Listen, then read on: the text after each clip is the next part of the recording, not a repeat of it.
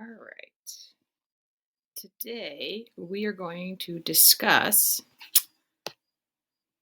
cell communication, which is going to feel a lot scarier than it actually is. So, if you look at chapter 11 in your textbook, there's a lot more information than what I'm going to give you. So, your textbook is a good resource, but please don't go crazy with it because it does get a little bit too much. So we're going to go ahead and try to make this a little bit more doable for you, and hopefully it makes sense. Fingers crossed. All right. So why are we talking about this at all? Why do we care? And cell communication is going to come up a lot more later when we talk about the endocrine system. The nervous system is harder. We'll talk about it in genetics, protein synthesis. So what we're looking at today are just the basics, like what is cell communication? Why do cells need to communicate? So when you think about the trillions of cells in your body, no cell is operating without influencing other cells, right? So I can't do my job as a muscle cell unless I'm working with other muscle cells within muscle tissue. So you can't have cells doing their own thing and not communicating to each other, because then you'd have just craziness. Imagine if your cardiac or heart cells didn't communicate to each other. You would have your heart beating way out of control. You just have random places beating all at once.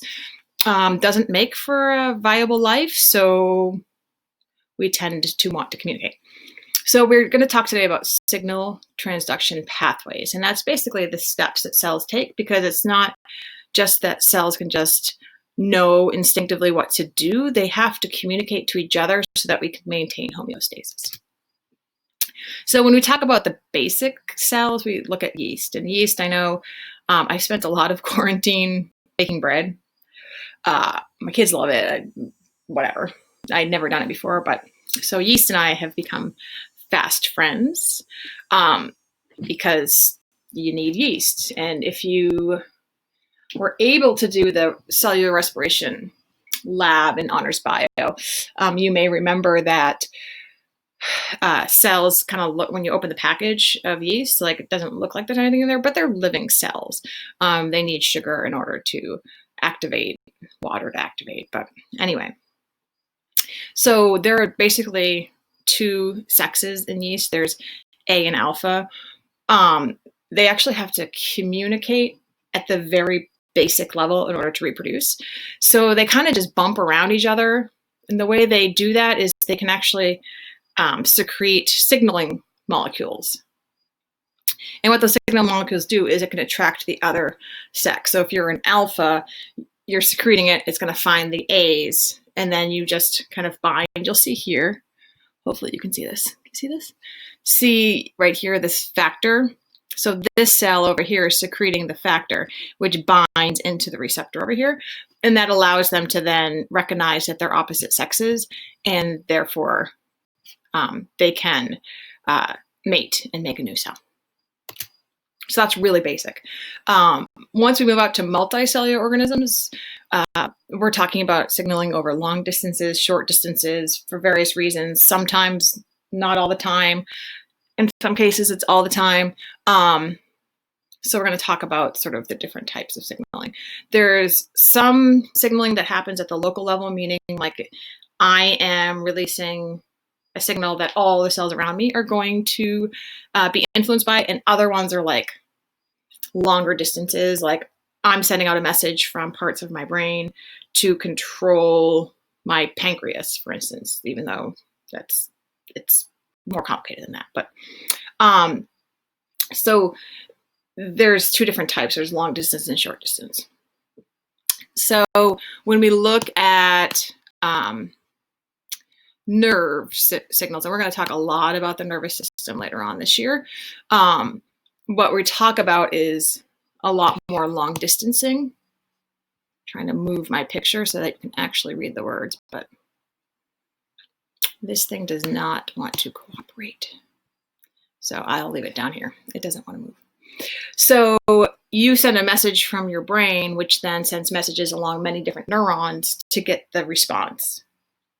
that allows for one-way travel and to make sure that you don't get influenced by other external signals, right? So like if you're trying to get your foot to move and your brain's sending a message from the cerebellum to get your foot to move, you don't want like messages coming in from all different places to influence that, right? Because that would be really confusing for the foot to know what you're talking about. All right, so come on.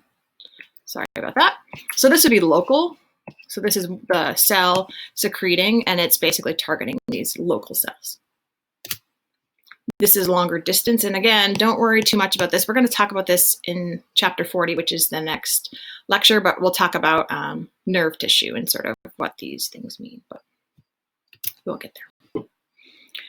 So when you look at large organisms, plants, animals, we can use hormones, and hormones are my absolute favorite conversation in anatomy, the endocrine system. It's so fascinating, so interesting. Hormones are awesome. Then the thing I love about plants is that when you look at plants, you don't think like, oh yeah, they're like talking to each other, totally talking to each other. It's fascinating. You're going to love it. And if you don't, I don't know what to tell you. But it is really interesting. So cells can communicate by direct contact. We just saw that. But they can also dissolve substances. And if you look here, see like this endocrine cell here is secreting into the blood vessel. And that's going to travel to the target cell. So cool. It's longer distance, so it takes a little bit longer. It's not as fast as like a nerve impulse. Like nerve impulse is like my hands move and I don't think about it because it's moving that fast. So that's different. All right, so let's talk about signal transduction pathway. Easier said for me, I guess, right? You'll do a portfolio on this, so hopefully that will help drive it home. But it can be a little tricky, and a lot of the pathways are tricky. Don't just breathe. That's what I have to say about this chapter. It's a lot of breathing because your book gives you a lot of detail.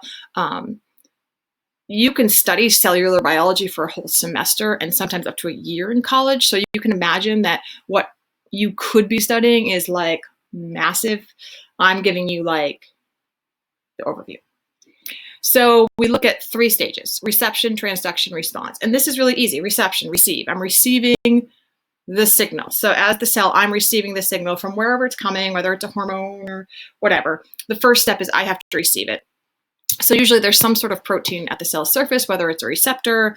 There's all sorts of different ways that you can kind of make that response happen, that first reception happen. Transduction is like what's happening in the cell. So the series of changes in the cell to get to the response. So whatever activity we're looking for, that's the response. Reception is how we take what bound to our cell surface, the protein at the cell surface, and we transform that message to the response. So here we go. No, I don't want to move you. So there's the signal going into the receptor here. It's causing some sort of transduction, and then we're going to get our response. Oh, so sensitive. So this is very cell specific for obvious reasons. You don't want just anything to bind to any surface anytime to do anything. So it's very specific, and only like certain cells will have receptors for only certain molecules to make sure that we don't get any sort of weird cross reception. So it's a very, very, very precise system where we make sure that we don't create responses for things that we don't want to respond to, if that makes sense. So you can have something that's called a ligand. So ligands help decrease some of that specificity. So ligands can actually kind of change the shape of the cell to receive the molecule. So you can kind of, if you need like a faster response and you need more cells involved, you can use ligands as this way of like bypassing the specificity piece by ensuring that you get a response from more cells. Signals usually can't pass through the membrane. We'll talk about in hormones, steroids versus proteins and all of that, but we're not there yet. So there's one type of go back here.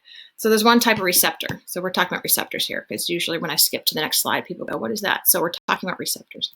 So one type of receptor is called the G protein linked receptor.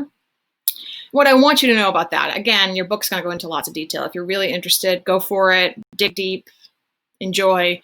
Bozeman does some stuff on communication. I believe I assigned it for homework, but I don't know that he goes into a lot of detail. I think it's just more of the basics too. But so the G protein is on or off. It's really, really easy. So like if the molecule binds to the receptor, we're going to turn on whatever system we're activating in the cell. If it's released, it's turned off. Active, inactive. Tyrosine kinase receptor is kind of like a multifunctional receptor. So it actually, I think I have a picture. Hold on. So it actually allows for different cellular responses at the same time. So if you can see here, like it receives signal molecules, but it creates different responses. I'm hoping you can see this arrow here, but it's creating different responses. Actually, I think I have a pointer. I forgot about the pointer. Silly me. So you can see here, we're getting one response, two responses, but it's coming from binding of the same signal molecule right here, which is sort of, it's allowing multiple things to happen at the same time with one signal. I'll go back to the G protein. So this is the G protein. So the signal molecule activates. Don't worry about GTP. Like, again, it's a lot of detail, but all you want to see here is that the on switch has been turned on because the signal gets into the receptor. We activate the system here. And then to turn it off, we would simply take that out and it would turn it off. All right. We also have ligand-gated ion channels. Those are going to become really important in the sodium-potassium pump, and we'll talk about that again in the nervous system. But ligand-gated ion channels, basically it allows for ions to lock into the receptors and open up to allow more ions through. Because remember, ions, because they're charged, they can't pass through the membrane just as is. They have to go through facilitated diffusion, or in the sodium-potassium case, it's actually a lot of active transport followed by facilitated diffusion, much like it is in photosynthesis and respiration, when we talked about phosphorylation and sort of those the charges coming through and then being pumped back out to create that gradient, so it would come back through and pump back out. That's what sodium potassium is. And again, you don't need to know the details of sodium potassium pump until we get into sodium potassium pump, but just understand that ligand-gated ion channels means that the ion has to lock into the cell, that the cell receptor. The receptor will cause the gate to open, and that can just move freely in and out because they cannot diffuse through the membrane. You can have some just diffuse through. Again, look, I told you, see? I wasn't lying. There are some hormones that can actually just diffuse right through. And those typically can act faster than when you bind in receptors. So there is something called a phosphorylation cascade. And if you remember an oxidative phosphorylation in respiration and photosynthesis, you may remember this. Now this down here, this picture right here, super scary looking, right? You don't need to know this picture. All I want you to know is that the phosphorylation cascade allows one small signal to be massively amplified. So you can basically get a couple of signal molecules locked into the receptor, and the phosphorylation cascade is actually going to let the signal become much bigger, which is saving energy in a sense, because you don't have to create lots of signal molecules to get a big response. You just have to create a couple of signal molecules to get a big response. So that's super important to maintaining homeostasis without it being a huge energy drain on the organism to make all of these proteins. You can have phosphorylation cascades involve something called second messengers. So basically what happens is the ligand gets in here, it activates the effector, but the effector can then activate another messenger. So you can see here, by doing so, you're amplifying the signal. So it's just another way to amplify signals. The response is going to depend on the proteins. Okay, and that sounds a little bit like I don't understand what that means, but just if you stop and think about it, whatever proteins are in the cell, right, is what we're acting on, because the proteins are going to be the ones carrying out the cell. So, a muscle cell's proteins respond very differently to a signal than your cardiac cell's proteins, because they're doing different things. I mean, they're both involved in movement, but it's a very different specific type of movement. Scaffolding proteins actually allow for signals to be passed through pathways. Again, it's all about quickness. So you can have multiple pathways linked together by the scaffolding protein. So you could have it coming in from different parts of an area and then just all linked together in this protein to activate the response. Again, it just quickens everything. So there are a lot of genetic diseases, you'll see, have a part of it is like a defect in how it's responding. So if you have sort of an abnormal protein in the signal transduction pathway, then that pathway cannot properly respond. So this is, when we talk about cell communication disorders, there's some that you're well aware of just because a lot of them are nervous system disorders. But when you talk about signaling disorders, there are lots of them out there where the receptor just didn't respond or gets a different response than it's supposed to. And that's usually the result of genetics. So I have this video and I'll play it for you. And actually, you know what? I'm not going to play it for you, but I do encourage you to play it because it's actually really interesting about cell communication. Because when we think about cell communication, it is like a domino effect. Our idea is we have one tiny little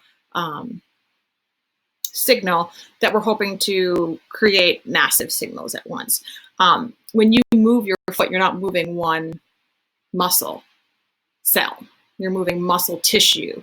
And so we have to keep in mind that, sorry, I keep itching my nose and eyes because it's allergy season and I have bad allergies. So keep that in mind that when you look at this video, it is very indicative of what we think of when we think of cell communication, that sort of domino effect. Plus, it's just a really cool video. My boys loved it. I showed it to them and they thought that was so cool.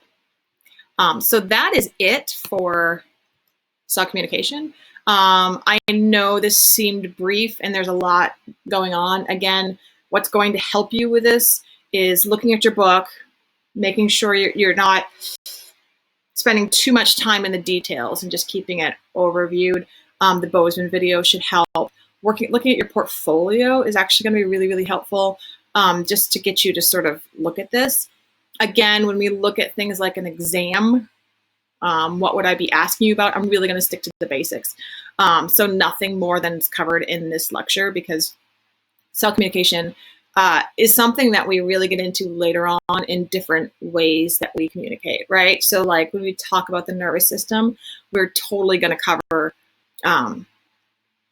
ligand-gated ion channels. I still can't get it right. So that's still going to be a thing, right? Like I'm going to cover that. We're going to talk about that. When we get to the endocrine system, we're going to talk about hormones in depth. So don't worry about a lot of the details because we will come back to some of these systems that come into play. And then again, Ms. Harder, if I remember correctly, covers it. I believe in genetics. There's a lot about cell communication. So today was just the basics. So hopefully you got something out of it. And if you didn't, if you have questions, please find me.